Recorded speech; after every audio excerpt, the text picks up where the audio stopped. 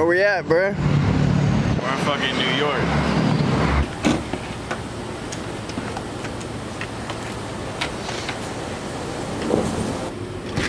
Well, that hurt. It's not quite there yet. Yo, what's up, bro? What's up, bro? Nice to meet you. Good to see you again. How you living, bro? Good to see you. But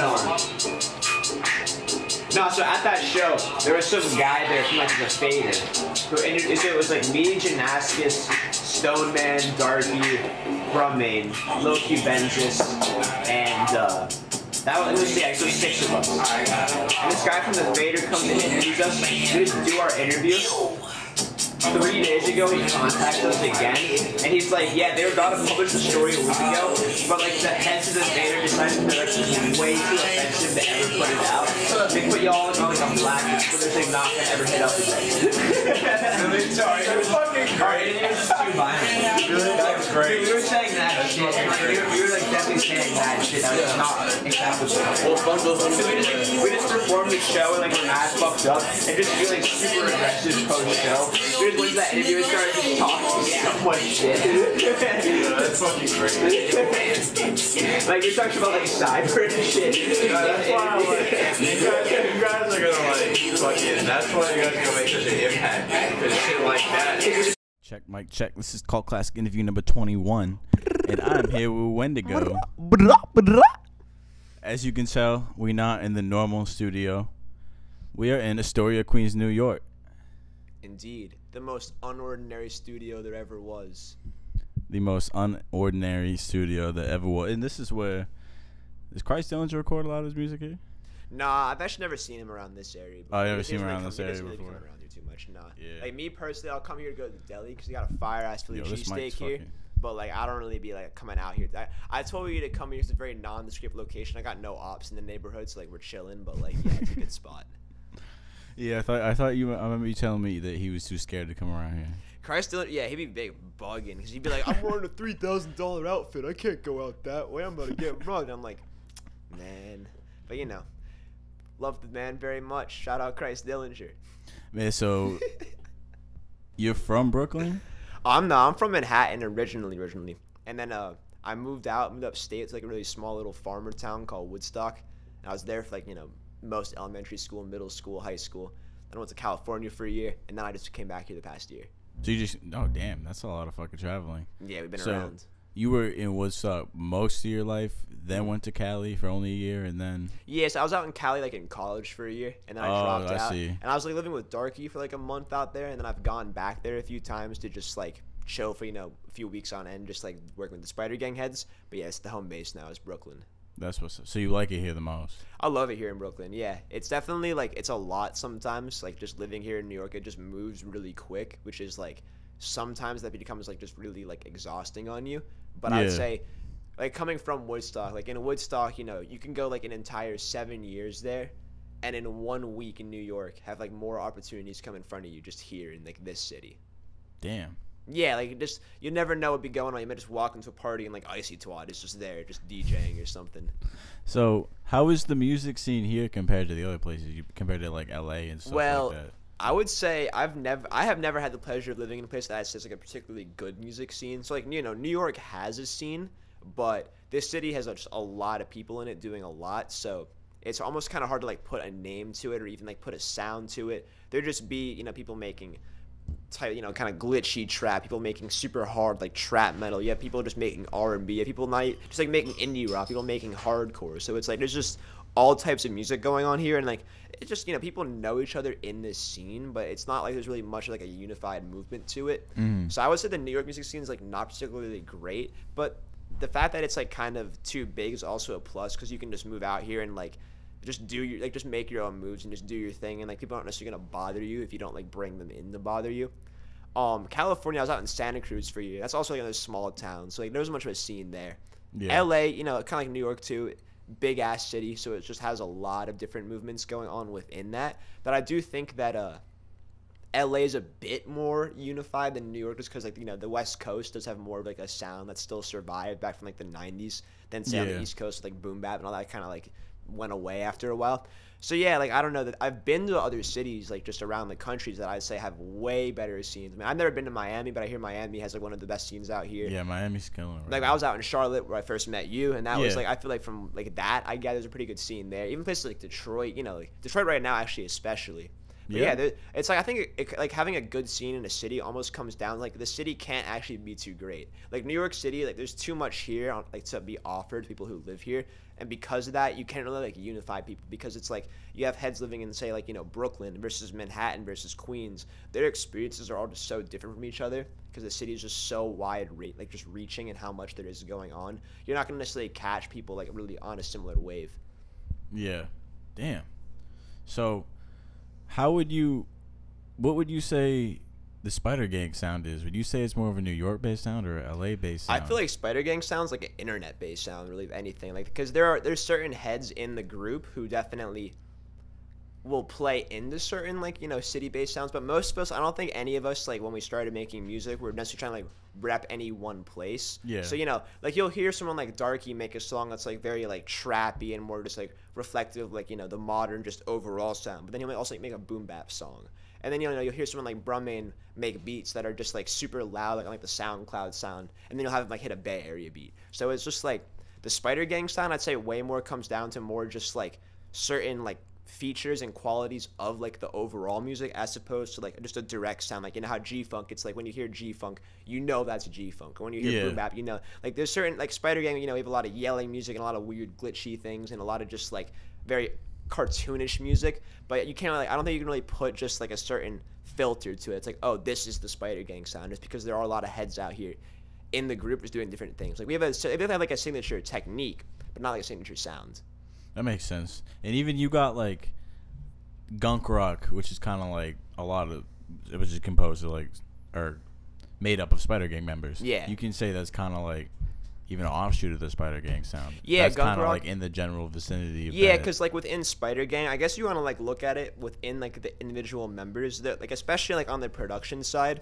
There's a few people in Spider Gang who I think kind of like push forward certain like styles within it. So like for example, this guy Salsa, the producer, and Salsa's beats like versus me or Q or anybody else in Spider Gang are very much like in a different position. They're way more like swampy and eerie. And he produces for Gunk Rock probably like the most in terms of like their singles. So the Gunk Rock sound's gonna feature a lot more just like moody, darker, like trippy shit as opposed to like Spider Gang, which is gonna have that in it, but also is gonna have like all types of loud, crazy abrasiveness, like more just like artful shit, like indie shit or whatever. So like, yeah, it's like, I guess Spider Gang, it's almost like the sound you get out of the group, it's almost like a big ass like dice rolling machine, like a slot machine. Like you just push the lever, like you have say Souls to produce the song, and then you put Flocko and Christ Dillinger on it. Like that sound is gonna have its own thing to it. But then say you just like flip that again, you take Flocko and put him on like and Christ Dillinger put him on like a Cubensis beat. It's gonna be like a different thing altogether. So it's kind of just like the combination of people within the group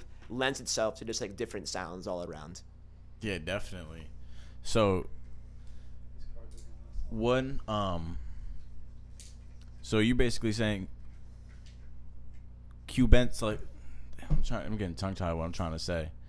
You and Cubensis, I'm trying to kind of figure out the timeline of how like Spider Gang kind of got started. Okay, because Darky was talking a lot about Cubensis. Yeah. And then I have you in the picture. You kind of helped really form Darky's sound, and then Darky was talking about Cubensis really helping form Darky's overall image and who Darky is. Yeah. So I'm just really trying to figure out where in that whole picture what really connected to Spider Gang. Yeah, sure. So like basically, I'm just gonna give you like kind of how Spider Gang was created. So all these different heads in Spider Gang, like for the most part, prior to any of us like working together as a group, we were like much like little splinter groups. So the original Spider Gang got created back when I was in junior in high school. So I was like 16 years old.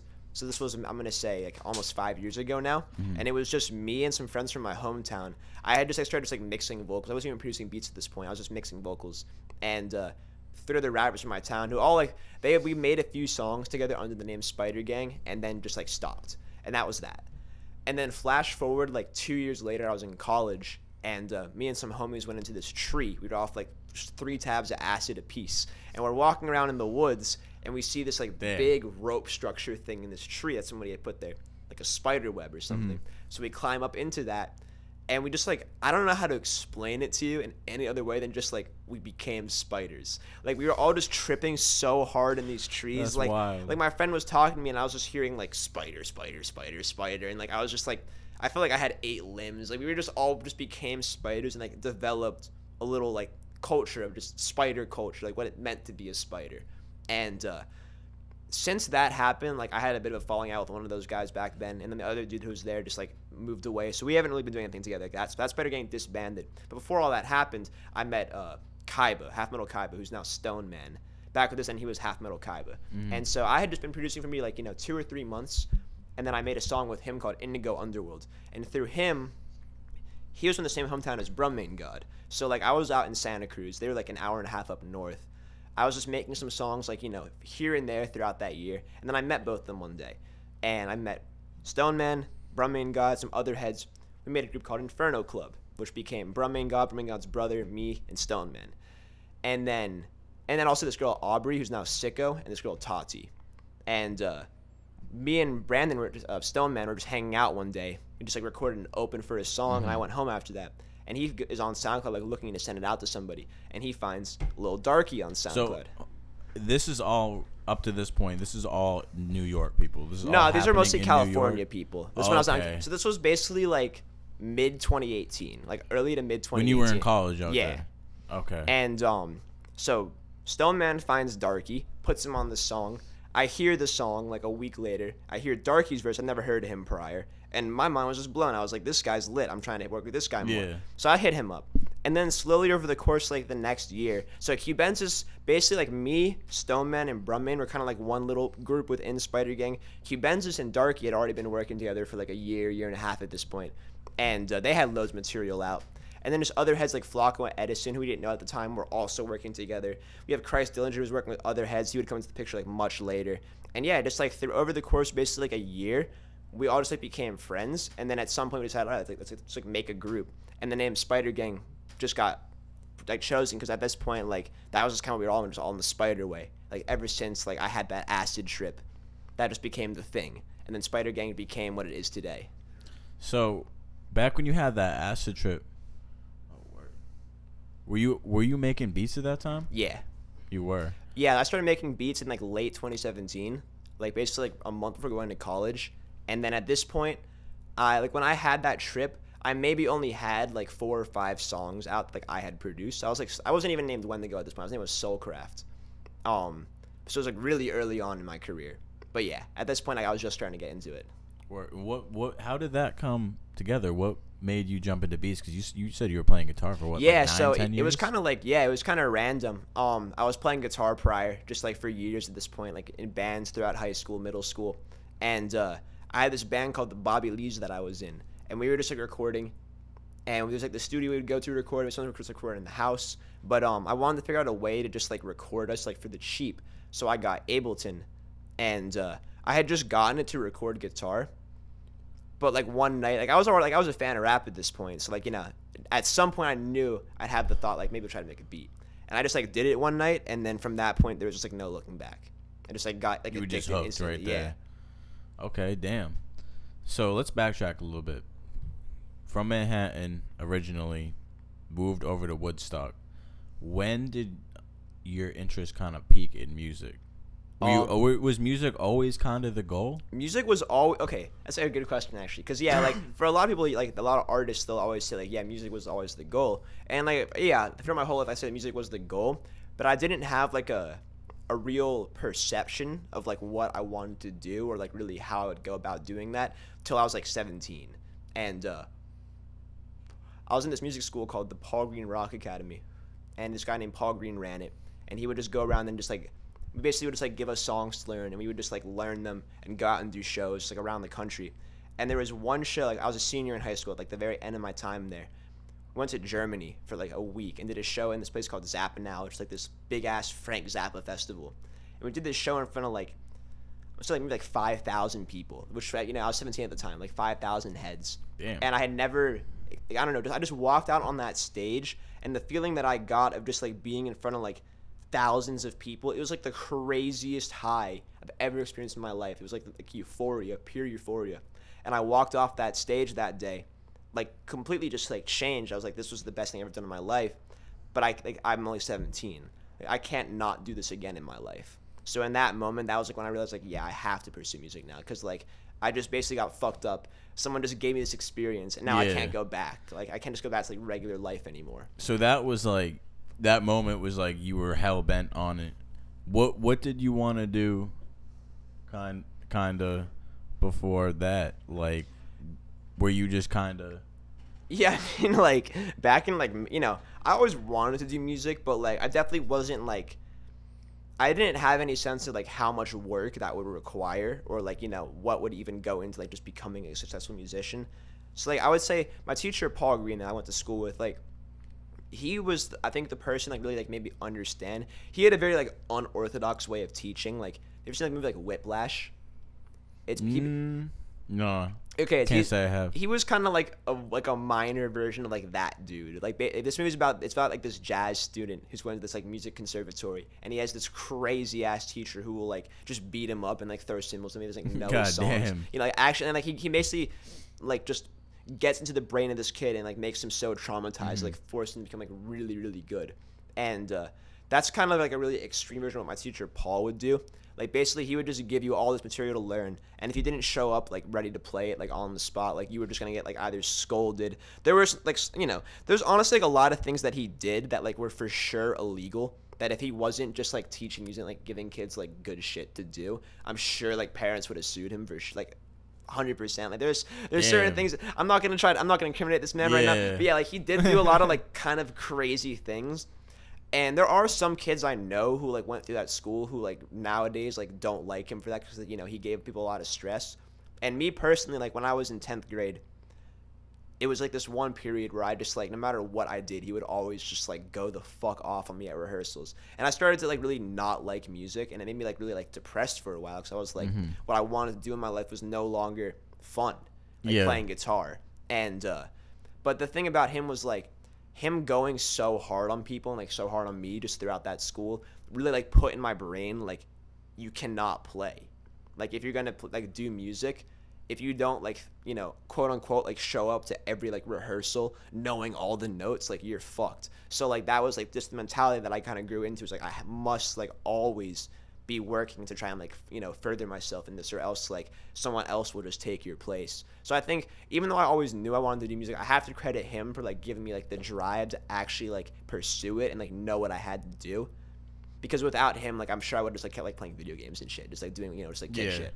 So what I'm getting is, you really didn't, before music, you really didn't really know what you really wanted to do with your life. It was kind of like always you want to do music. This dude kind of like discouraged you a little bit, and then stepping on stage like you were talking about was kind of like the spark of. Yeah, it was like I always wanted to do it, exactly what you said, and then he kind of discouraged me. But then through discouraging me, it also like, made me really hungry to like just get back at him. Like I started to like to hate this guy so much that like, because I would just show up and just get like fucked on every time, that it also like really made me like get angry and like get really emotional with my playing and just like start taking it like way more seriously. So yeah, it was like going to that stage like really like put the nail in the coffin. But almost even before that, it was like this man just like embarrassing me like every, you know, few days for like just years on end, really like almost motivated me to just like, in like a form of revenge or some shit, like just get really good so I wouldn't have to deal with that anymore. And then through that, I got to go to that stage in Europe, and that just like put in my head like, I gotta do this. Okay. So early on, what were you listening to? Because most of the time before people start really playing and trying to pursue music, they're inspired by somebody. So what did you hear that kind of made you be like, okay, I want to try this myself? Yeah, I mean, like, so back like in like the days of just playing guitar, I was really heavy into hardcore punk, just like classic metal, thrash metal, like certain bands like Slayer, King Crimson, King Diamond, Bad Brains, Dead Kennedys. Just like I love the like just the 80s. The 80s I think has like some of the best music.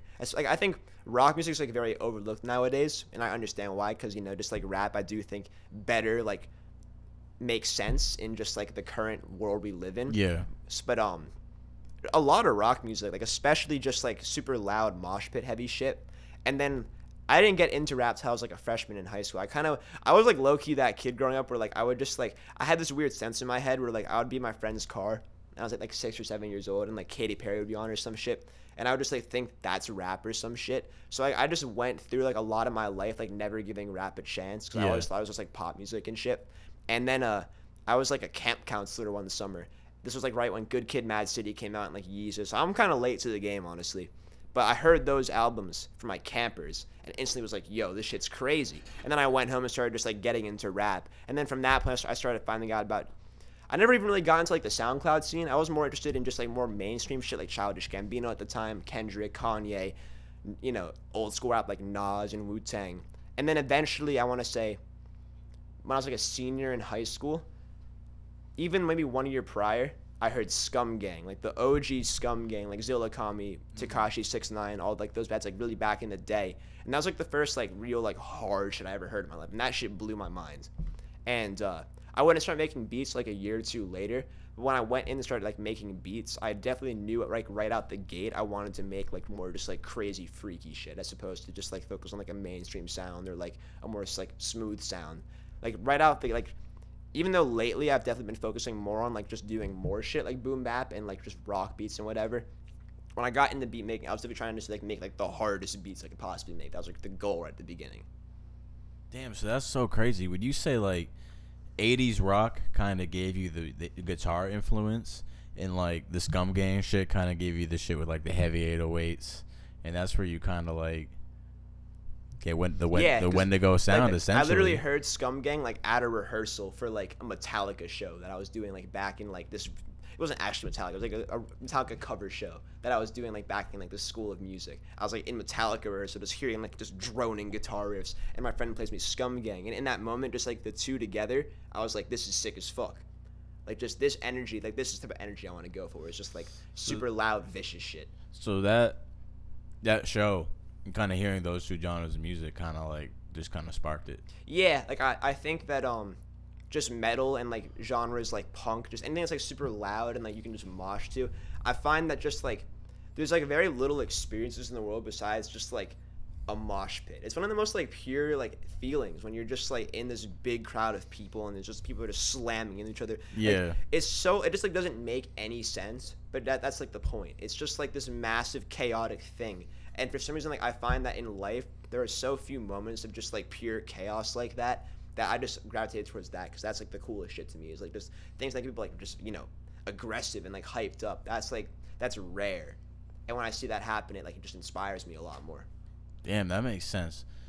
Do you think mosh pits are like a lot of people like don't understand mosh pits? I definitely agree. Like heavily, like there's actually people don't understand. There's actually like rules to fucking moshing. Like people don't understand. Facts. It's actually a very organized. Like nobody wants anybody to get hurt. Mm-hmm. Like. Especially at rap shows. Like here in New York, there's a lot of like hardcore shows and rap shows that'll like happen together. Like you'll go to like an underground show out here and like a hardcore band will open up for a rapper or some shit or vice versa. And at a lot of those, the kids who come for the hardcore bands, when the mosh pits happen during those sets, the mosh pits are way better. And then like during rap shows, because I think people don't understand like that mosh pits. Like we were saying, it is kind of like an art. Like, you know, there's certain things that you do. And now, granted, there have been some shows that I've gone to where it's not like this, but they're for much bigger artists like Suicide Boys, like Denzel Curry and shit. But yeah, I feel like a lot of rap fans think a mosh pit's just like hitting people. But no, it's like there's like a rhythm to it. Like you run in a circle and like, you know, everybody's sort of like if someone falls over, you pick them up. Yeah, you pick them up. Somebody's hurt, you stop. You don't just like run in and just like smack someone in the face. That's not like fun. That's crowd killing. It's like a mosh pit's way more. It's not about like necessarily getting hurt as much as it is about just like loads of people just like doing some crazy ass shit. And like, you know, getting hurt is a part of that. That's not like the focus of it. The focus of it is just like it's just to show love. It's just like to turn up. Basically, yeah. Like slam dancing. A lot of people that, you know? And a lot of people, like I remember I threw my NASCAR show on 420 earlier this year. The people started moshing, of course, as expected. And security like jumps in there, and I'd get on the mic and be like, "Yo, security, they're just moshing. Like, relax, they're not fighting. Nobody's gonna get hurt." Like I had to explain this to them. It's like it's its own subculture. It's very misunderstood, and it's just I think it's so interesting now how like you're starting to see moshing at like rap shows. Like you said, you're gonna see more at like a hardcore show or like a punk show, but rap shows are slowly starting to get moshing integrated, and I feel like that's just another example of how like cultures are just fusing. That's what kind of like the scene is today. Like you're getting like punk mixed with rap, and then beyond just sound, you're getting those two cultures kind of coming together. Yeah. And like I feel like Spider Gang is also a perfect example of that. Like, and you're as a producer a perfect example of that. Yeah, like where you have a lot of the guitars, like the influence from like the 80s rock, and then like a lot of the Scum Gang, the heavy dirty 808 influence. And it's just, I don't know, it's beautiful to see. I like where music and culture is going. Yeah, it's like where I grew up in Woodstock. It's like that town. Like you ever like heard like the Woodstock Festival? Yeah. That's like it didn't go down in that town. That's like what it's named after. So it's like my town is a really small rural town. It's mostly older people. Like 4,000 heads live there total, and it's like a huge rock town. There's like lots of like just like rock stars who just live there. Like David Bowie used to live there before he died. Like a lot of the heads in Bad Brains live there. There's just like just random rock stars just around. And growing up there was kind of interesting because like I'd have a lot of like people who are older that I went to like play music with or shit. And when I played them rap, they'd always say like, "Oh, that's not music. You know, that has fucking sine waves and electronic drums. That can't be that can't be music." But it's like I think when I started getting into rap, the reason why I started to like it, you know, like kind of like this was like the Yeezus era, was because I felt like rap was a continuation of rock. It's like when you go, like what you're saying, it's like when you go to rap shows nowadays, mosh pits happen. It's like when you go to hardcore shows, mosh pits happen. Like they're both like made very differently, but at like the very core of any type of music, really, period, like rock and rap both accomplish a similar thing, which is just to make you feel good, make you like have a good time. So at the end of the day, it's like, yes, they're made very differently, but to say like, you know, to have someone say like rap isn't music, or to have someone who's a rap fan say rock isn't music, like they're both, I think, like very interchangeable. They both just play into like very raw emotion. Rock's a genre. It was called the people genre back when it was big because, you know, you just need a guitar and like a singer. Rap's also like nowadays all you need is a laptop. It's also the people genre. Like they both come from very similar places. It's like the modern day embodiment of that, basically. Yeah, exactly. I love how like rap is kind of like a SoundCloud rap. You could get very specific with it. Is kind of like the new embodiment of like punk music. No and doubt. Grunge music from like back in the late 80s, early 90s type of shit. Yeah, especially like the way it kind of spreads around like in the physical world too. Because yeah, like on SoundCloud it's the whole scene, but then when you actually go to an underground rap show, it's just like back in like the day when you go to like some backyard and a bunch of like random local bands are there. Nowadays it's just like local rappers and producers are just there. And yeah, it's like it's the same thing, just like different sounds, which I think is ultimately like it's for, because rock as a genre, you know, it has guitars, bass, vocals, drums, some pianos maybe. That's what you're working with for the most part. Rap and like production and all that, you can work with any sound possible. So it's like it only makes sense that after, you know, 40, 50 years of rock being like the most dominant genre in the world, that something else would have to come from that and just like widen it. Hence rap. Most definitely. And I think that is a high note to end part one on. So thank you for tuning in so far. This is part one. We're here with Wendigo. It's called Classic Interview number 21. Be sure to follow us on Instagram at KULT Classic Official. Be sure to hit us on Twitter at KULT Classic OFF, and check out our store, KULTClassic.com. Again, KULTClassic.com. Check us out. Go cop some merch. Do all that. Playing yourself, because like down the line, like if you just keep tabs on like who else is, you know, make shit that you like, that just opens up the doors like a lot of collaboration and just like, you know, looking out for recording this shit. Yeah, not straight. You know, it keeps you on the lookout for just like more stuff. Because like say you're someone like fucking like Joji or some shit, and like you're not looking down at what's coming out right now. When the people who are coming out right now get to your size, you're not gonna know who they are. But like if you are someone who's up the top and you know what's coming out, you can sort of like get a foresight. You can see ahead into the future, like, all right, this person right here probably like about to be up, so why don't I, you know, if I like their music, now I can work with them, and that helps my brand, that helps their brand, it helps everybody out just grow more. So it's like, you know, that's why you see heads like Kanye always just bringing in like really random heads you wouldn't expect, like, you know, on Yeezus for example, like Young Chop helped produce some of those songs, and like Travis Scott and shit. It's like if Kanye, you start the camera? But it's like in situations like that, that's why I think Kanye remains such a visionary. Like all of his albums, as they come out, just keep progressing and progressing, and still remaining so good over a long period. Is because not only is he such a talented artist, but also just like the people he brings around for every album is like always a new pool of people. He gets new voices, new perspectives that are always like younger, up and coming people, and that's why even though he's one of like the oldest heads big in rap right now, he can put out songs that like kids love, like 10-year-olds and shit. Yeah, it's like a. They got like a formula to staying relevant. Same thing with like Pharrell. Mm-hmm. They just adapt. Yeah, exactly. It's like if you are, that's why I think like if you're someone like, if like say you're like a bass player, like a drummer or whatever, like in 2019, like you're playing rock music or something or jazz or whatever, I do think you should like just at some point learn something in rap, like learn how to make beats or learn how to rap, or learn how to mix vocals, because like you're just gonna like purely from a business level, regardless of artistic vision, that's where the business is at right now too. It's like if you want to make a career in music, it's like it's crazy. 5 years ago, 10 years ago, like say like for someone like me, I'm a producer. Like 10 years ago, making a career as a producer, pretty fucking difficult.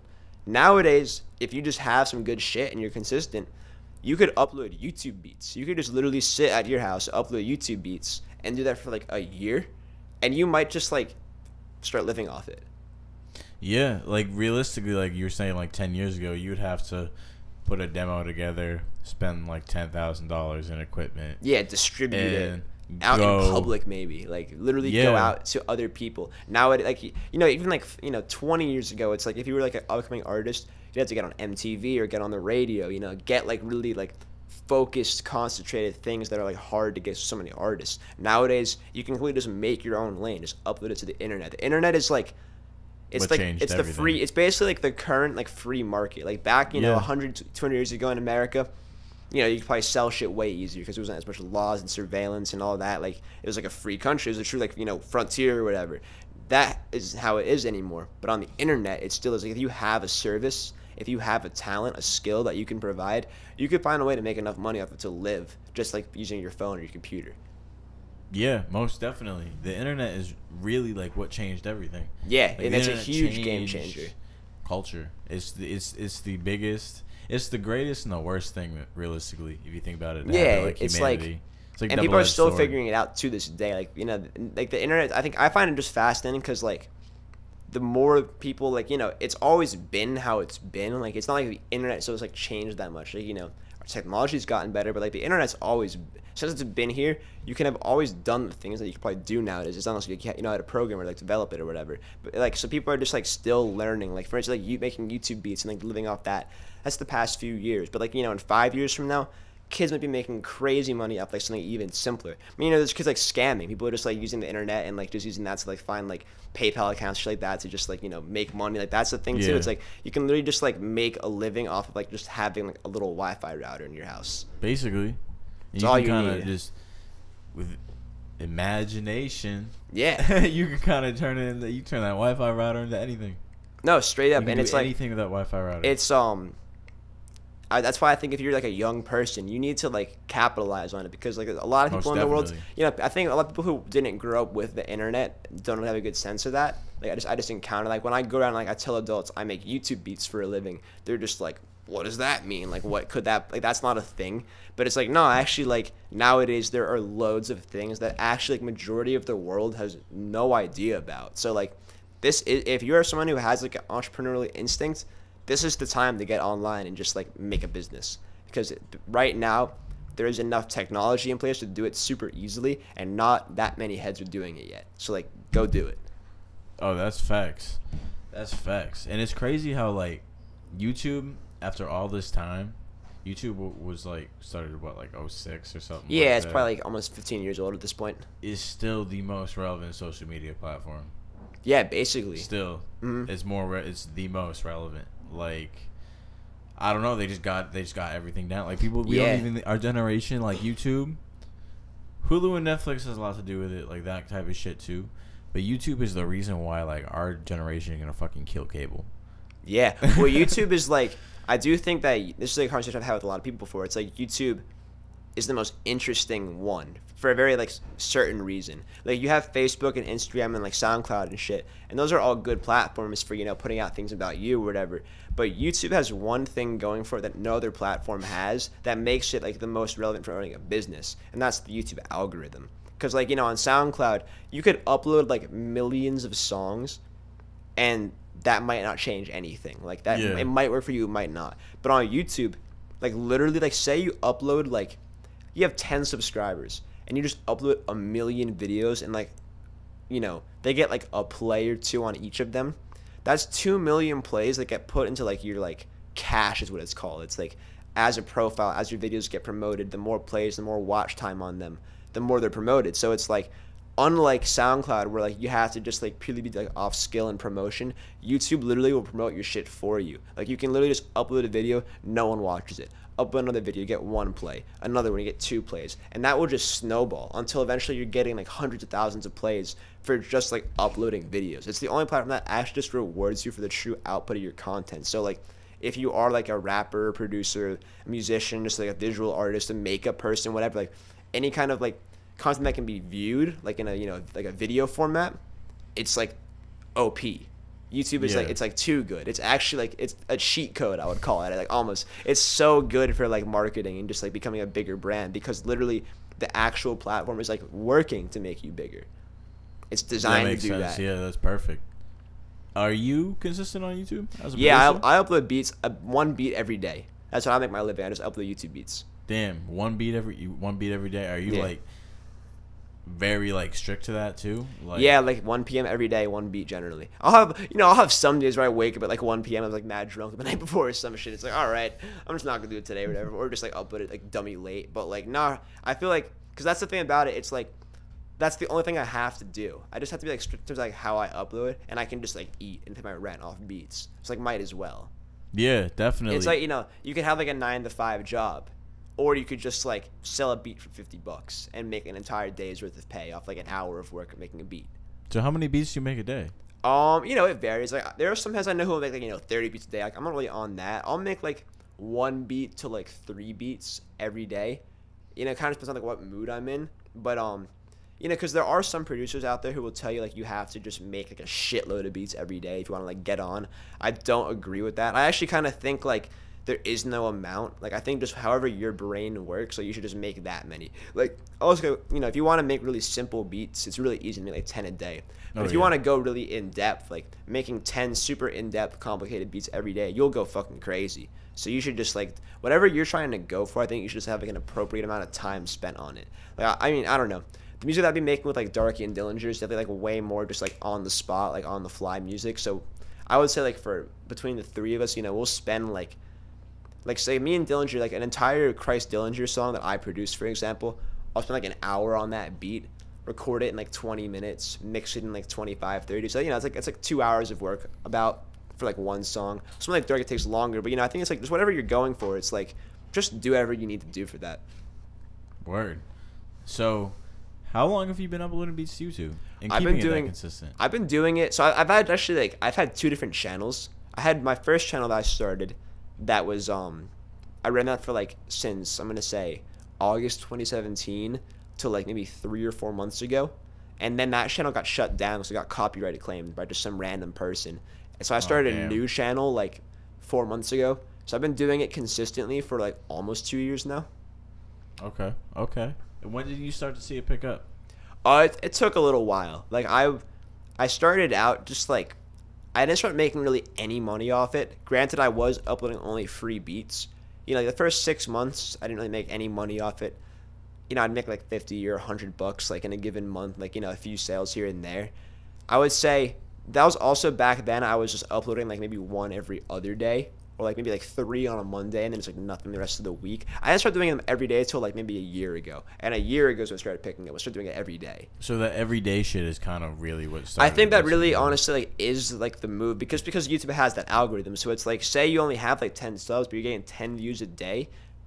That will like eventually that'll add up. Like it'll start getting to where, you know, you might have like 10,000 total views, and even though you're only getting 10 plays on the video, that 10,000 total views will like play in your advantage like later down the line. Like that will just like help, and that will just compound over and over again until eventually you're just like getting like thousands of plays. And those beats continue to get views too. Like Yeah, they're there, exactly. So they're gonna continue to build because up. they're just out there. And as you get more popular as a producer, people go back to your old beats. Yeah, and also like YouTube production, like there is very much like other things you can do as well, like to just like get more views, like Yeah. without even like doing anything cheap, like buying plays. There's like certain like, for instance, like my friend Salsa, I noticed like back when I first started like doing YouTube beats, he already had like a pretty good sized channel, like 4,000 subscribers, and he had a really big bump in his channel like a year ago because he started uploading a lot of like Sheck West type beats like right before Mobamba blew up, and that song blew up, and then something like he had all, like, because there's not that many heads making YouTube beats like in the world, there's like maybe a few thousand like consistently uploading YouTube beats. So it's like if you find an artist who's not entirely up yet and just like spam the market with their type beats before they're up, when that artist is up, guarantee you're about to start getting way more traction. Like for me, I uploaded like one of the first Brockhampton type beats like 2 years ago, and this is back when I had like 30 subs. That video got like 10,000 plays when it first came out, like on a 30 sub channel, just because like they would then blow up like a month later, and then just, it was like one of the only ones that was out at the time. So you can like really catch certain artists like before they blow up. You're gonna get like a huge response in return for that. So there's a lot of things you can do as a YouTube producer that are just keep your eyes out for like how you market your videos, like what artists are you making type beats of, because also like a lot of people don't really like make type beats. They'll just like make beats and then put titles on them. Yeah. So it's like, in fact, like I was kind of guilty of this for a while. I would just make beats and just put titles in like completely randomly. You don't think you should have a balance of that though? Yeah, like I mean, I don't know. It's like if you're trying to like emulate another artist as your style of production, then sure. But I think if you're just producing just like whatever you want, but you're making type beats, try to base what you're titling them as like kind of what you think it would be. But it's like I don't necessarily think you have to like try to make type beats as a producer. I think as and that's probably other topic that we can get into like maybe later. It's like if you're a producer trying to get placements, there is certain things you can do as well that are going to be good for getting you placements. It's like in terms of what beats you're making and shit. But you don't necessarily have to like adhere to anything. You can just like make a beat that like you just make a beat, you're uploading it, you listen to it, you're like, all right, this is kind of like an injured reserve type beat, like maybe they'd hit a beat like this, make that the title, just like go for it, because like you might never know, like people might hear it. I used to get a lot of comments when I first started, like people being like, yo, this is not what you're saying it is. Like I would get a lot of comments on, because I was just doing it like totally like just like up artists that I liked, especially like what it sounded like. Nowadays I just do it almost all Spider Gang heads, just type beats, and just like random shit like Donald Trump type beat. I just kind of got bored of like making them like actually like titled in like a regular way. But yeah, like the titles of your beats and the tags that you put in your beats like really also help. Yeah, that was my next question. How important are the tags? I can't give you an exact metric, but I know like for me, I got my newest channel that I started like a few months ago. I probably put like 50 tags on all my videos, and I was able to get that channel up from like 0 to like 1,000 subs in like 5 months, as opposed to like my first channel where I didn't really put many tags on. Now it's like 1,000 subs probably like a whole last year of just like, or maybe even long, like a year and a half. Okay, damn. So yeah, I can't tell you exactly, but they're probably pretty important. I would say they are. So you would say the majority of your traction as a producer kind of came from YouTube, sales wise. Yes, definitely revenue wise. If we're forgetting about the Spider Gang shit. Yeah. Oh, but also YouTube is how I like met a lot of those heads. Like Stone Man, when I first started producing him, like he was like using my YouTube beats. That's how I found out about him, because he used one of my beats off YouTube, and I heard the song and I liked it. So it's like if I hadn't met him, I wouldn't have met Brumman and then Darky and yada yada yada. Spider Gang actually wouldn't have happened. So yeah, YouTube beats are sort of responsible for that in a weird way. Damn, that's so crazy. So like, beyond the YouTube beats, the one a day, the consistency, working the algorithm and stuff, Spider Gang and working with Darky and stuff really kind of was the biggest boost to your career. That's been a much bigger boost for like my actual like name. Like in terms of business, probably too. But yeah, YouTube Beats is way more like how I've paid my bills. But yeah, for just like getting my name out there and like just actually like doing work that I find like much more fulfilling, like working with other artists. Yeah, because like, sorry to anybody who's bought a beat off me from YouTube. I've heard lots of beats off people who have bought them off my YouTube. I've heard like one I like. It's just like like working with someone like Darky or someone like Christ Dillinger, like all these other Spider Gang heads, like working with them is just like millions times more fulfilling than just like Yeah. uploading YouTube beats and just selling them to random heads. Like I would much, if it could be, I wouldn't even upload YouTube beats. I would just work with the homies and just like make a living doing that. But for now, it's just like the way I make a living, so that's what I'm gonna continue doing.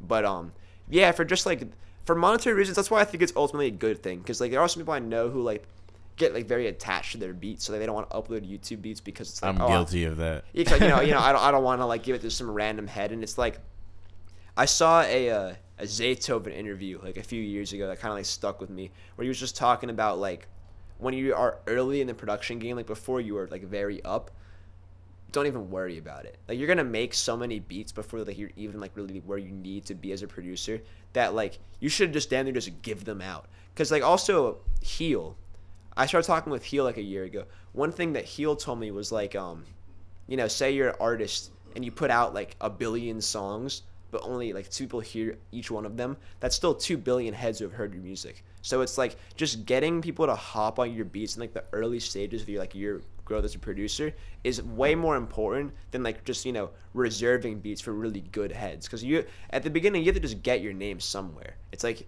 you have to just find someone to even hit you. That's the hard. Then they're the hardest part of being like a producer, like in terms of like the lifetime. I'd say it's like right at the beginning when no one fucks with you, and like you have to just like really work hard to get placements. That's the most difficult period. That's where you're gonna get like the most frustrated. Once you start like getting the ball rolling with like people coming up and shit, that's when it gets easy. Then you're getting too many placements type shit. Like as soon as like you get to a certain level, then start being like, okay, now I'm gonna pull back a bit and like maybe not give out so much. But early on, I think you should really just be a whore with it. Just throw your beats all around like everywhere. Just fucking be Oprah with the beats. Yeah, and us just yeah. You just, get a beat. Yeah, you straight get a up. Beat. You get a beat.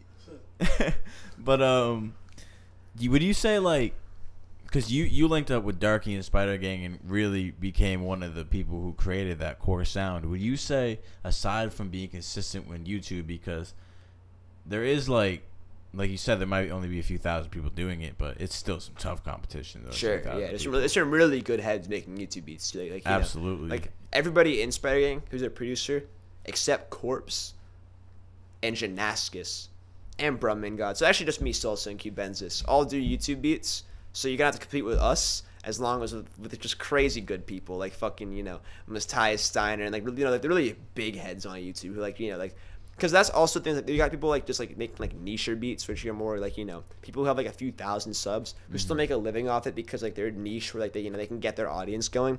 But then you also have like Cash Money APs who just become like actual like giant YouTubers. Like he's probably got like almost like 1 million subscribers. Yeah, so it's definitely. Like, he doesn't even. I don't even like. He makes all those beats free. He just gets ad revenue. Like he literally makes a living just off of like just some people watch his videos that he gets like just big ass ad check every month. So it's like there is competition, but I do think like as long as you're consistent and you have good quality music to bring to the table, because the YouTube algorithm is there, as long as you just keep doing it, like you will break through eventually. It's just going beyond that. Would you say, because the competition is so thick, the key to probably longevity wise and really breaking through with this shit is really coming up with the artists. Like you're coming up with people like Darky, Dillinger, and the whole rest of Spider Gang. Would you say that's really like a big step to kind of differentiating yourself from just a regular internet producer? Definitely. Because like for like I said, like YouTube, you can make a living off YouTube. But like there also are lots of big producers on YouTube that I've noticed who like make tutorial videos, or just guys who just make beats and film themselves doing it, who will have like hundreds of thousands of subs and shit. But then when you actually hear what's going on in the rap world, like they're not getting placements and shit. Because what you're saying is true. It's like coming up with an artist, even if you're not getting paid, is actually like much more beneficial to like your business side and also just like your brand. Because like if I was working with someone like Darky, then I would just be a YouTube producer. But it's like working with someone like Darky, you actually have somebody who's like really good hopping on your beats and then taking those beats and giving them like much more like depth and like layers to them. Because like a beat on YouTube is just a beat on YouTube. But when you have a really good artist hit that beat, that then becomes a song, and then it becomes like a whole new thing that can be shared much more easily. So it's like like having if you're a new producer, like I think I saw Icy Twat tweeted one time. He was like, if you're an artist, like you deserve to have like one core producer that you just work with. Like, and I agree. Like I think if you're a rapper or you're a producer, you deserve to have one person at the opposite end to just work with and come up with, because like that's ultimately how you're gonna make progress. Yeah, you guys kind of like teaming up, making progress together. Yeah, because essentially. like I said, you can have hundreds of thousands of subs on YouTube, making beats for videos, and people really like your beats. But those guys are not the guys you're hearing on the radio. Those guys are not the guys that you're hearing on SoundCloud. You're seeing in the interviews. You're seeing them on YouTube. You're seeing them in their videos, like in their room making beats. Yeah. And that's cool. Like, they can do their thing. But it's like if your goal is like to become a big producer, and your goal, you want to make really good music and make a career in music, you're gonna need some help. And that's all branding. Yeah, you're gonna need some help for sure. Like, you're branding yourself with Darky, like the whole Spider Gang, and I'm assuming that the Wendigo, is that kind of like your logo type of deal? Yeah, this is just how Darky just draws me. Like, it's just like, yeah. I think I guess the first time I got drawn was we made a song called Spirits like a bit over a year ago. Me, Darky, this guy Stan Lee, and a guy Isaiah Malik, and we just made that song. And on the cover, Darky just like drew me as this character, and then just kind of stuck. And like just like with Darky's character, Darky, like all the heads Darky works with just like have characters, because he has his little universe. So yeah, like for me just being like a big part of that universe, actually that kind of is my logo at this point. Sure. Yeah, and that kind of goes back to like branding again. You're branding yourself, that people have a visual for what Wendigo is. People have a specific sound for what Wendigo is. Works with these specific artists. You're branding yourself to take yourself to the next level as a producer, as to being someone just like a YouTube beat maker, which is cool. You can make some money doing it, and there's some great ones. But then you have people like Sony Digital, Cash Money, AP, C-Note, Zaytoven. You know what I mean? People who have Murder Beats at this point. People who have Metro Boomin is probably the biggest one out right now. Goddamn, like who are a lot of these producers are bigger than artists. Because of their branding. Like, they branded themselves to become bigger than just your run of the mill regular producer, and in that sense, that opens up so many more opportunities for you. You can do more than just YouTube beats because you're Wendigo. You know what I mean? Yeah. You're not just you're not the Wendigo the YouTube producer. Yeah, exactly. You're Wendigo the beat maker. You're Wendigo. Yeah, that's why it's so important to do what you're saying. You know what I mean? Yeah. You branded yourself and you networked yourself correctly, and I think that's the key that a lot of producers are missing. They're just kind of, like you said, sitting in their room posting videos of themselves making beats and wondering why it's not going nowhere.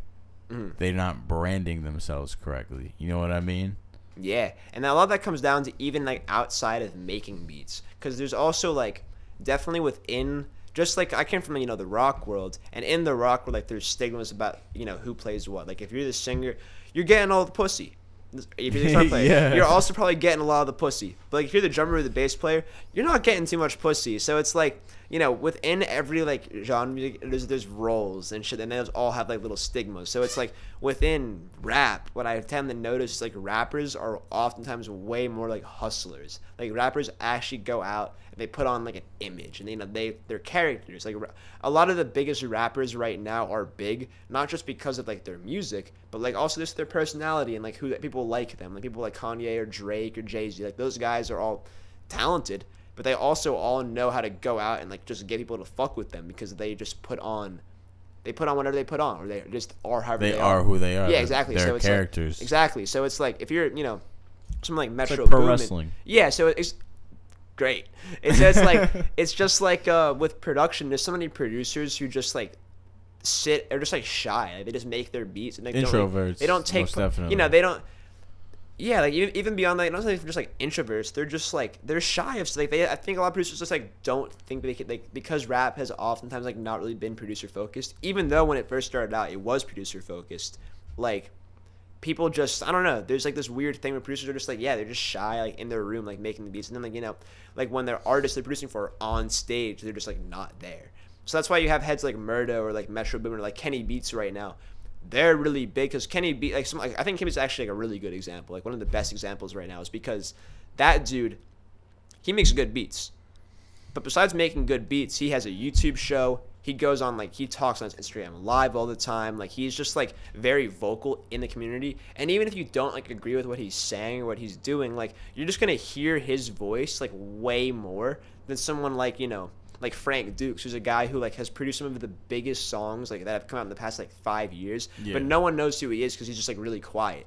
So it's like, yeah, like just being like just more like uncomfortable, like being allowed to like allow yourself to just like go out of your comfort zone and just like go to shows, go on like, you know, interviews, just do shit like that. If you're a producer, like that's also like a huge part of how you brand yourself. It's all networking. Yeah, because at the end of the day, Essentially, like, that's that's half like the game. yeah, that's how people become like famous. Is because you can have your talents and your skills, but if people can't relate to what you're doing, you're just gonna like be a virtuoso who's like never gets anywhere. That's why you see heads like with like guitar playing, for instance. You'll find people who are like insanely good at guitar, like where I'm from, like out in the woods. You'll go be in Woodstock. You'll just drive down some random road, like in the middle of the woods, and you'll just like hear the most beautiful, just shredding, just the most crazy solo coming out of some guy's house. And like as cool as that is, that dude has a much lower chance of getting successful because they're not going to go out of their house. They're just in their house playing really good. Like so, and also, just because you're really good is make you relatable. Like there are lots of artists like, you know, within like with the rock world, like guys like Steve Vai and shit who are undeniably some of like the best guitar players ever, but who won't get considered the best guitar players ever because has like Jimmy and Eddie Van Halen were way more in your face about it. That's the part of music. Like that's a part of just like entertainment business. Even is like you have to also be a face people to relate to and enjoy. Like you're basically like a lot of people when you find like people get attached to artists, it's not just because the music's so great, it's because like you feel like you know them. Like especially with a lot of rappers, like a lot of rappers that like have had fan bases that become like insane, like X or Lil Peep, like well when they die, you know, they, like the fans are just like completely distraught. And that's not just because they were making great music, it's also because those people were like voices for those like for the fans. They like represented what the fans were about. Yeah, they really went to the next level and just really connected with them. Mm-hmm. So we're gonna hold that thought. That's gonna be a good way to jump into part 3. Part 3 coming up right now. Shouts to Wendigo. Cult Classic interview. Cult Classic interview. Nah. Let's cut that out. Yeah, that Darky interview, like I feel like so many. That shit is so fucking. So many heads have come in and been like, yeah, no, I didn't like listen to Darky. I was like just watching you the whole time. Yeah. What's that? That shit was so great, bro. Yeah. That just made it 10 times more legendary. Realistically, that was already some like legendary shit. Yeah. Like some shit that's gonna be like looked back on in the future, and that just like made it 10 times better. The people were asking me just like, what were you on? I was like, nothing. I was totally sober during that. Because I was like, during the interview, like I was trying not to watch you because I knew I wasn't gonna laugh, but like I was like excited to go back and like watch it again just to see all the shit you did. I love that you were just like rocking back and forth, tweaking on the chair. Just like smoking leaves out of a straw and shit. People actually thought you were smoking weed. Yeah. People were like, he's smoking the blunt and even pass it. But he's smoking leaf, literally Fonto leaf out of the straw.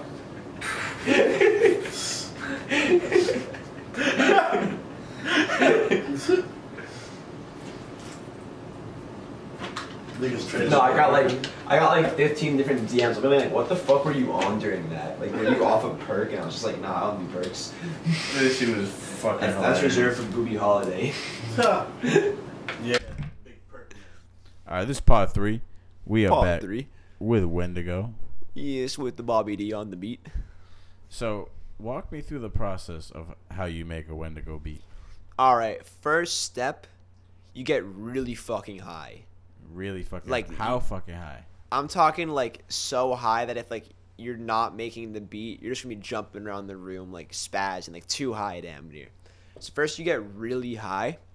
Okay, that's the first step, but sometimes you could substitute that with an even further first step, which is just listen to, you know, have a nice light listening to music session.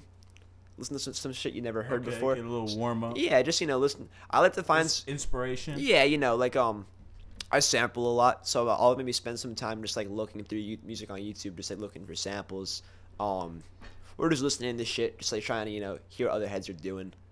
Especially like I think not even like within rap, more just like electronic or like rock or whatever. Just listen to just to warm you up, exactly what you said. And then in terms of actually making the beat, I don't think I really have like a very set process. Like I'll usually like just start with like a melody, like I'll like play guitar or like just record a melody like with some synths or make a sample. and then I'll usually go to the drums or the 808. But that's like really the most important part of like for me making the beat that I find is like, just actually like arranging the beat itself. Like I know some heads who will like make beats where they just like make like, a little 8-bar loop and they'll just like, you know, make all the tracks in it and then just like lay it out. I'll do that sometimes too. That's like completely valid. But I like to like kind of just start out like right in the intro and just like make the beat as you go. Like just start like just make the intro and then just like as soon as that's done, then like go to another area and like make it the verse and then just do like just kind of go piece by piece till it's done. So I think I spend the most time just like editing like the beat once it's done. Like I don't spend too much time on like the drums or the bass or like the samples. You know, I'll get what I want.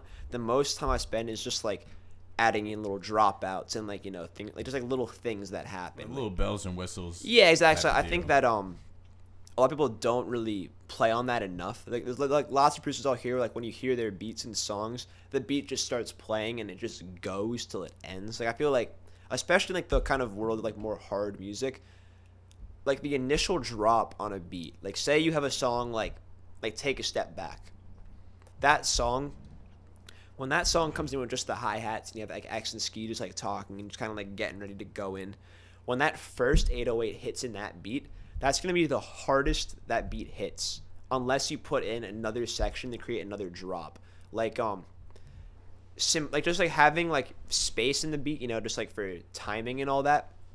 That's the most important thing. It's like how your beat plays out, because like if you have a really hard beat that just plays a loop over and over again, like it'll be hard by the end, but when that beat first hits is the hardest it's gonna be because your ears aren't ready for that. So it's like, I think the most important part about making like a beat, kind of like a first impression. Yeah, it's like the most part about like making a beat is like just making it so like as the beat goes on, it evolves and just like keeps, you know, dropping over and over again to the point where like, you know, by the end of the beat it's still hitting as hard as like the beginning of the beat when you first heard it drop. So I think I'll spend the most time on that. Just, you know, like what I'll do is like every like 2 to 4 bars on any given beat, you know, I'll just like take out most of the tracks, have like the 808 do some weird thing right here, to have the drums just hit like a clap, or the sample do something, you know, just like little like dropouts, so that like everything can like breathe for a second and then just like clap really hard again as soon as it hits again.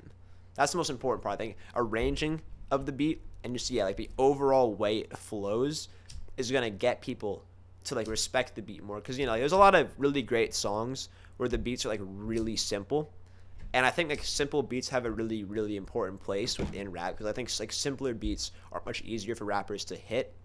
For a lot of the heads that I work with though, like they're not really like looking for that so much. People like Darky and shit are like, they're way more interested in like more complicated beats. So like I'm focused more on that. And in that world, yeah, if you're gonna make a more complicated beat, you have to make sure that like the way it flows is very organic, or else like it's not gonna work out. So yeah, the arrangement's the most important part. And I'll spend like, you know, like an hour on a beat. So maybe like 25 minutes, like just, you know, making all like the sounds, and then just like the last like 35 minutes just like arranging and putting it together. Man. So it's like, goddamn, I'm sorry. So fucking, it's not really that long of a process. It just all starts with a little bit of weed. Yeah, I would say like, you know, I don't want to make it seem like you have to be high to make beats, because like, you know, there are some heads I know who like they actually do. Like I do know some artists that I've been in like, you know, positions before where like they can't do anything because like they're just not fucked up.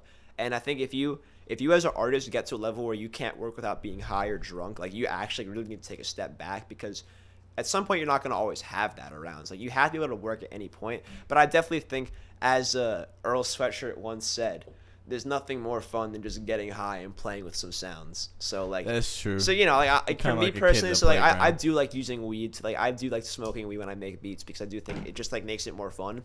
But it's not necessarily essential. But I do think a big part about having like a good beat is having fun when you make the beat. Like if you're not enjoying making the beat, it's probably not going to be very good. So do you feel? Ooh. Fuck, I just lost my train of thought. That weed fucking hit me so the Charlotte hard. Be hitting. The Charlotte hits you like a freight train. Hit me like a fucking train. I feel like it's the New York weed. Is this a mixture right here? No, I feel like it's the New York weed like creeping up on me. It could be that. It might take like a few hours. Because we got some like shit weed in Charlotte, but the weed up north, bro, is so much better, and the shit just creeps up on you and like smacks you. So I feel like that shit's just creeping up on me right now. We got a whole nother interview to do after this. Indeed. Plenty more weed to smoke. Plenty more weed to smoke. What advice do you have to up and coming producers who are kind of having trouble getting to that next level? I would say the biggest thing you just have to do is like just be ballsy. Like I know lots of people who are just like afraid. I don't know why, but people are just like afraid of like reaching out or afraid of just like putting themselves out there. I think it just comes down to like when you're just early on, like you're just maybe your self confidence isn't there yet. But I would say as a producer, just like the biggest thing you can do in the early steps of like you establishing yourself is just like kind of being like a hunter. Like go on SoundCloud, find some artists you like, go into all of their following list, listen to everyone you can, find all these heads on the platform, go on YouTube, find shit, go on Instagram and find people, and just like listen to shit. Just find other up and coming artists that like you could possibly work with, and just get like a perspective on all of them. And then eventually, like, once you have your perspective going, you know, just hit people up, like send beats. See, there's a lot of people I know. This is like some dumb shit that producers do a lot. I know lots of producers who will complain. They'll be like, oh, I sent so-and-so beats and they didn't hit any of them. Like, I don't fuck with that dude anymore. Why?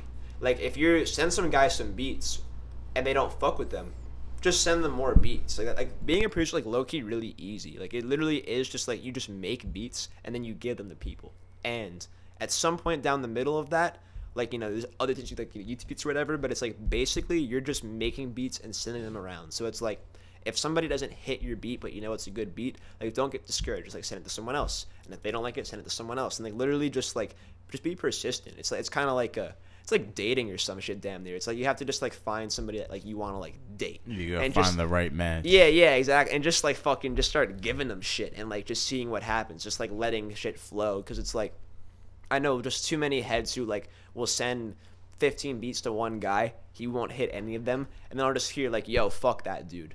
Like, he's, like, not really working. It's like, well, no, actually, you have no idea what that guy's doing. He just didn't hit your beats right now. But that doesn't mean he's not going to. Like, he might hit them in 5 months from now. He might need some more beats. With most artists, if you're doing good shit as a producer, you can do something that will get their attention. And that's actually the next advice, too, is, like, I guess this is, like, it's a paradox a bit. Because, like, there are certain things that producers can do that, like, will get you more placements. Like, for instance, like, what kind of beats you're making. Like, you can make any kind of beat, but generally just, like, simpler beats we talked about earlier, just, like, more, like, minimal, like, beats that just, like, are easier to, like, just fit your voice into. Those ones you'll have way more heads open to hitting those beats. Because if you have, like, you know, that's why I think no melody beats are so big right now. That's why That's how we're greeting each other. Instead of dapping each other up, we're just gonna fucking bow. We do the whole Asian thing. That's why no melody beats are so big though. It's because they're just so simple. Like, their beats, like, they go hard, and if you're like, you can, like, not be that good at rapping, but, like, you can just go on one of those and just fucking, like, dominate it if, like, you just really are hungry that day. Because those beats, like, leave so much room for just, like, you. So, like, that, you know, if you're trying to get a bunch of placements and don't really care about, like, your sound, you kind of weren't just, like, making songs, do shit like that. Just, like, literally, like, kind of sell out and just, like, make the shit people want to hop on. Like, that is something you can. That's, like, very much thing I know many producers who just do that. And, like, I don't even think it's like that. I have a lot of respect for producers who, like, completely willingly, like, compromise them having their own styles and shit just to, like, get placements, because that actually takes a lot of nuts. Like, if you're gonna be like, there's one guy, Young Glizzy, like, he just makes, I mean, you know, he makes other beats, but, like, from what I hear, what he's putting out, majority of his beats people are hitting are piano beats. Like, actually, for that matter, I think every bit I've ever heard by Young Glizzy was a piano beat. Like, I don't have the balls to just sit at home and make piano beats all day. Like, that just, like, I couldn't do. That's, like, too much. But he just does that. So, like, even though I might not do that personally, like, I might not enjoy making piano beats that much, or, like, respect piano beats as much, I actually respect him for it more, because he's just ballsy enough to, like, sit at home and just know, like, yeah, I'm just gonna make 20 beats that are just, like, they're just gonna get hit. So, like, you know, you can take the Young Glizzy approach, or on the other end, the complete opposite. You, like, get so invested in, like, making your own style that eventually, like, you become your own commodity, where it's like you have such a distinct style that, like, heads will then come to you because they want to get into your sounds. That's, like, why I think like, Metro was so big for a while, was because, like, when he became big, like, the style he was on, it wasn't necessarily, you know, I don't think he invented that style, but like there aren't that many heads in like the trap world who kind of make like this sort of like very almost like or they're very minimal, but also like kind of like orchestral. Like they're very like music theory folks. There's a lot of like scales and just like chords and shit in his beats. And so like he got really big for those few years. He was like really like number one because like he was really in that lane of just like Atlanta trap and shit. He was one of the only heads who was like really focused on that realm. So just like there's kind of two things. You can either just like sell out, or not even just sell out, but kind of just like pander to like what's going on and try to just like get placements. And that's really like that is like a very true strategy you can just do. Or just like just do your thing for a while and like maybe not get placements for a while, but just like get your own sound going to where then you can like start having people actually come into you like looking for you. And then to further build on that, on the opposite end of instead of how to get started, how to like not fall off, I would say if you're like a producer, you should always be focused on like expanding what you can do. Because that's I think why you have certain heads who like get really big for a few years and then they're just gone. Because like you have producers who come out like on one sound that becomes like really, like a really big wave for a while. But if you can't adapt and start making more sounds, like you're fucked. That's why Kanye's been on for so long. It's because like it's consistently changing. Because it's like whenever Kanye drops an album, you really like don't know what that shit's about to be. It could really be like some gospel or some boom bap or like some trap. Like who knows?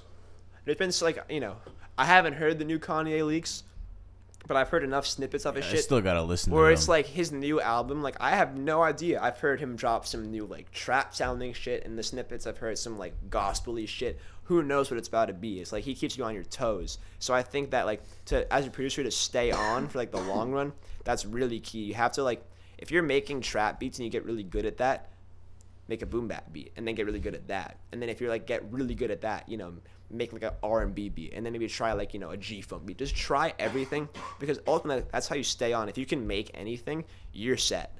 So you feel like it's kind of like a balance between like you have the Wendigo sound is a very specific sound. So you feel like it's a balance between having a very specific sound and being versatile?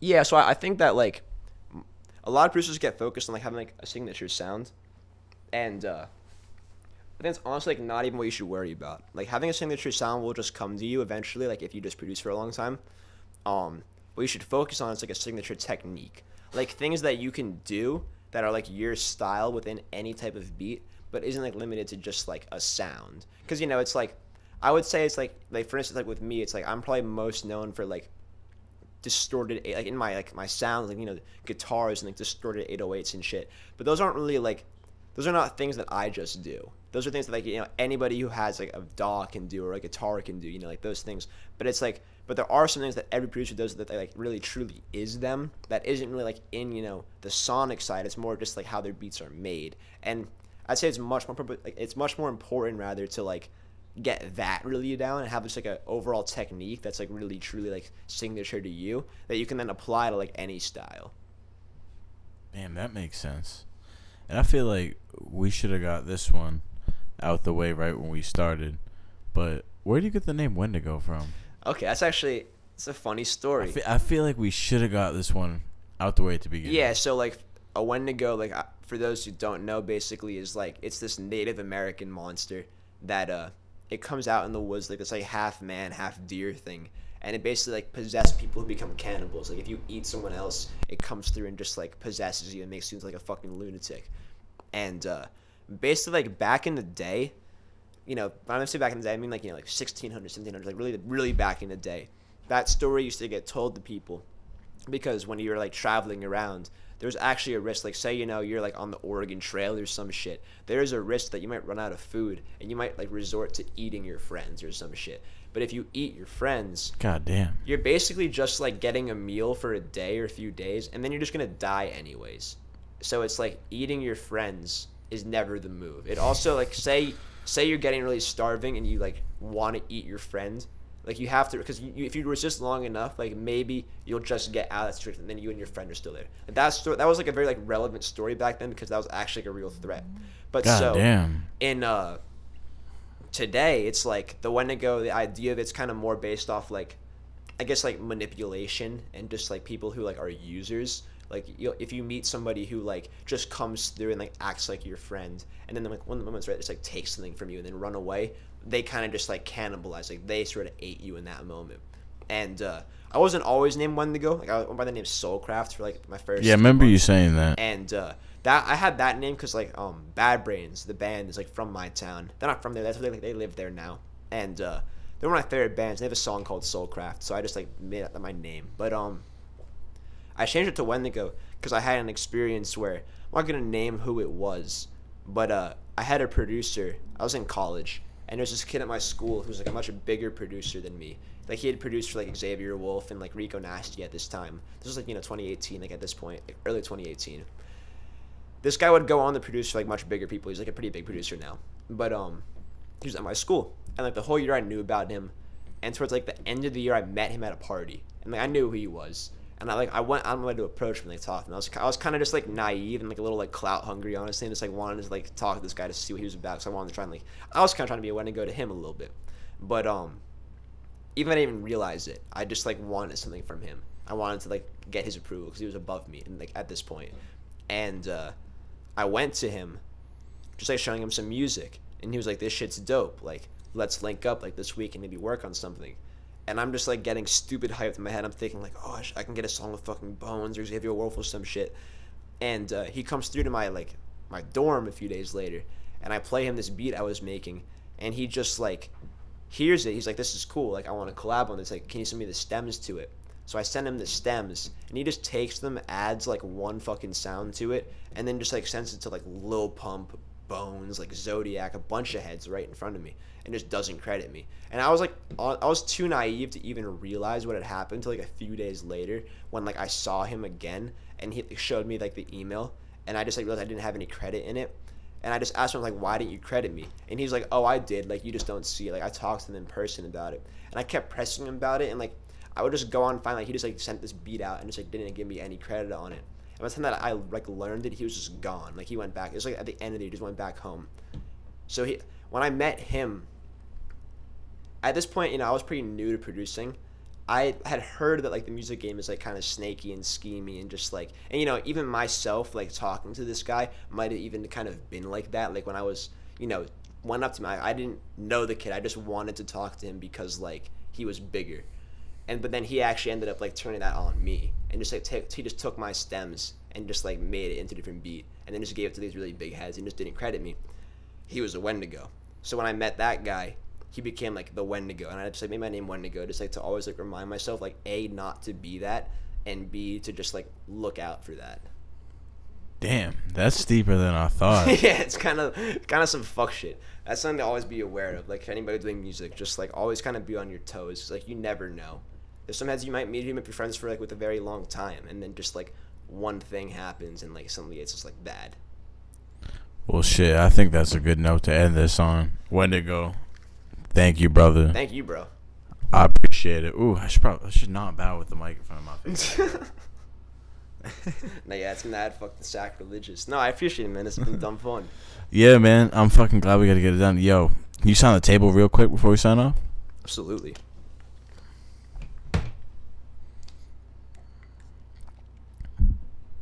We're going to have the Wendigo right next to the Wendigo. Wendigo's Wendigo next to Darky's Wendigo. Oh yeah, I'll attempt to draw a Wendigo, but it'll not look nearly as good. I should just try to fucking base it off this guy right here.